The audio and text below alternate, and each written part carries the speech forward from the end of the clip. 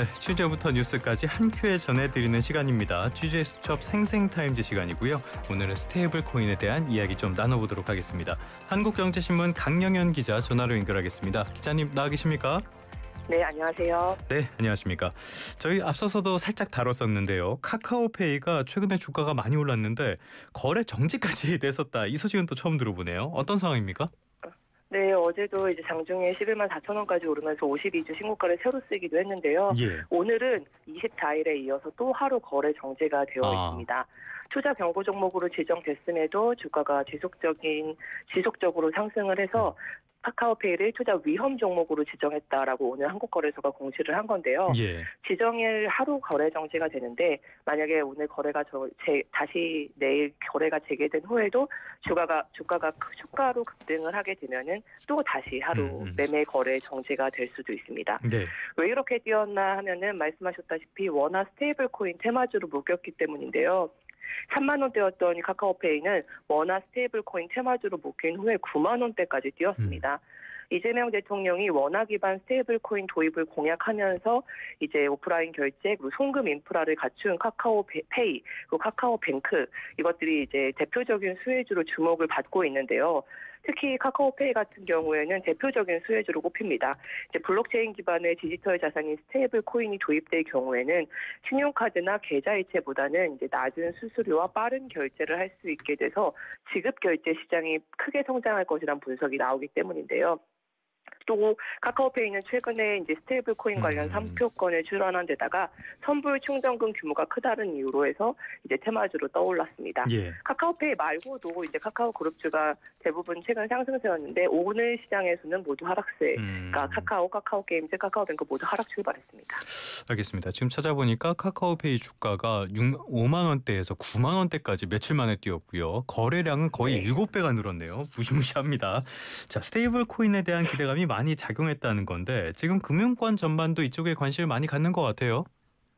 네, 맞습니다. 이제 카카오뱅크 같은 경우에 말씀드렸다시피 지난 23일에 특허청에 BKRW 같은 이제 4개 상표 그리고 암호화폐 소프트웨어, 암호화폐 금융거래 업무 그리고 암호화폐 채굴업 사업 이런 상품 분류를 나눠서 총 12개의 상표권을 출원했거든요. 네. 또 카카오페이 같은 경우에도 또 6개의 상표를 분류로 나눠서 18개의 상표권을 출원했고 KB국민은행도 최근에 특허청에 17개 상표를 9개류 그리고 상품 분류를 나눠가지고 또 32개의 상표권을 출원하기도 했습니다. 예. 위메이드 출신의 장영국 대표가 운영하는 게임사 넥서스 여기도 글로벌 자상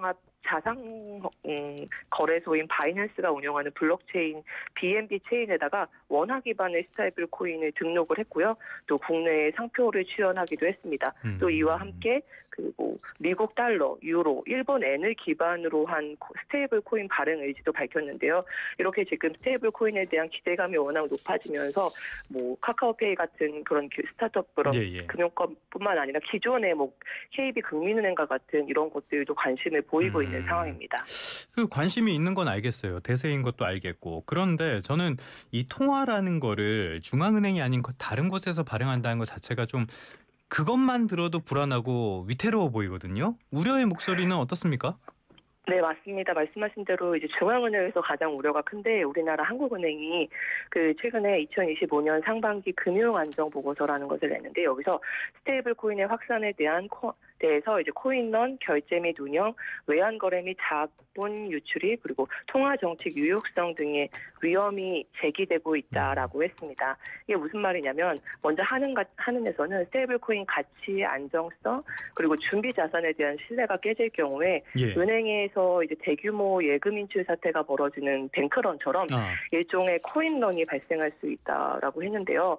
스테이블 코인이 허용된 국가는 대부분 환급에 대비해서 현금, 예금, 단기 채권 같은 고유동성 자산을 준비 자산으로 보유하게끔 규제를 하고 있는데 그런데 이제 코인과 법정화폐가 1대1로 연동된다는 믿음에 이제 금이 가면은 코인과 그리고 법정화폐 사이의 가치가 어긋나는 딥패깅 같은 현상이 일어날 수 있다는 겁니다. 또 블록체인을 기반으로 운영하는 스테이블 코인 같은 경우에는 관련 제도나 인프라가 충분히 갖춰지지 않았다는 점에서 기술적 오류가 발생하거나 또 범죄에 악용될 가능성도 있어서 금융사고 가능성이 높다라고 우려를 했고요. 또 동시에 비기축통화국에서 달러 등 외화 기반의 스테이블 코인이 광범위하게 쓰이게 되면은 환율 변동성 그리고 자본 유출입 확대 등에 따른 외환 관련 리스크가 불거질 수도 있다라고 지적을 했습니다. 또 마지막으로 스테이블 코인이 사용이 보편화가 되어서 화폐를 대체할 수 있을 경우에 현재 법정 통화의 신뢰성이 저하되고 또 은행의 신용 창출 기능이 떨어지면서 중앙은행의 통화 정책 유효성도 약해질 수 있다라고 우려를 하고 있습니다. 자, 한국은행은 이렇게 걱정을 했다. 근데 중앙은행이라고 하는 뭐 세계에서 제일 중요한 금융기관이라고도 불리잖아요. 국제결제은행. 이쪽에서도 입장이 나온 것 같아요.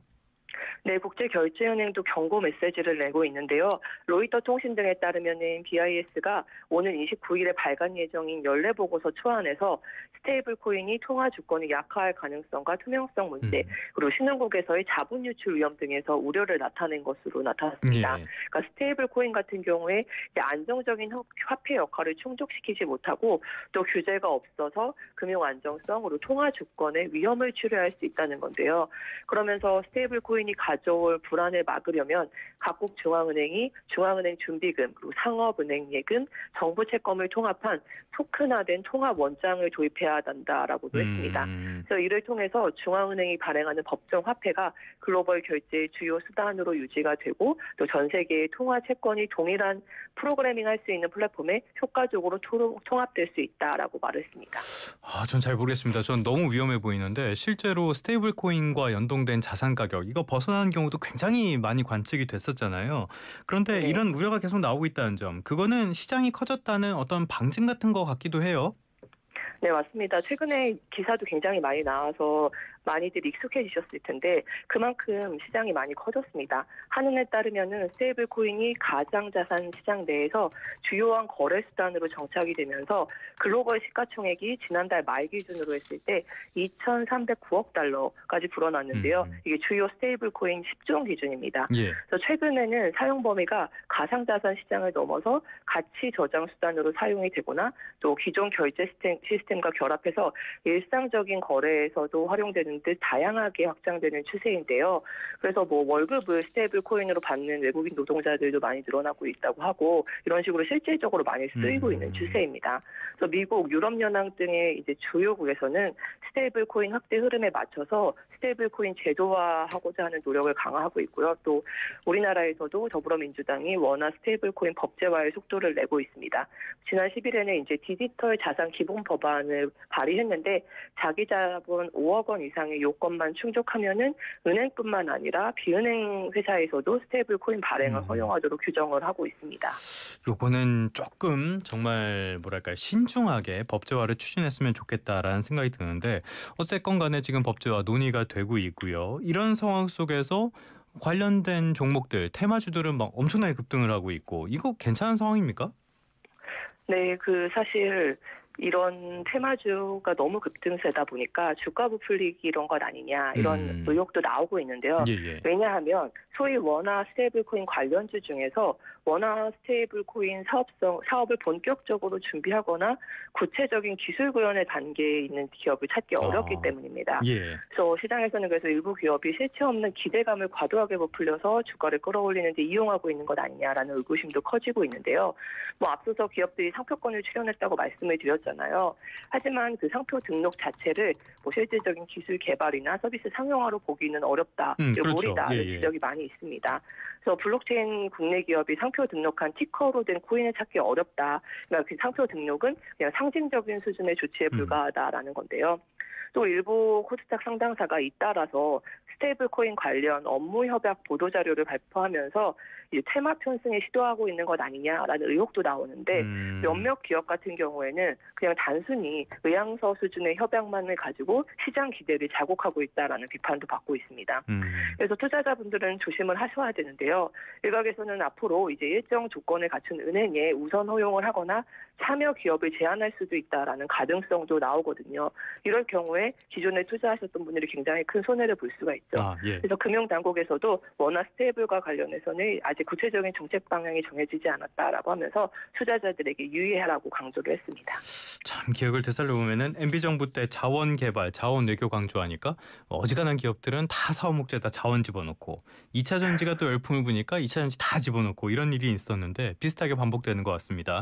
이런데 잘못 넘어가면은 일확천금이 아니라 한순간에 재산이 많이 망가질 수 있다는 점은 좀 기억을 꼭 하셨으면 좋겠습니다. 지금까지 한국경제신문 강영현 기자와 함께 스테이블 코인에 대한 이야기 나눠봤습니다. 오늘 말씀 잘 들었습니다. 감사합니다. 르노 그랑콜레오스 하이브리드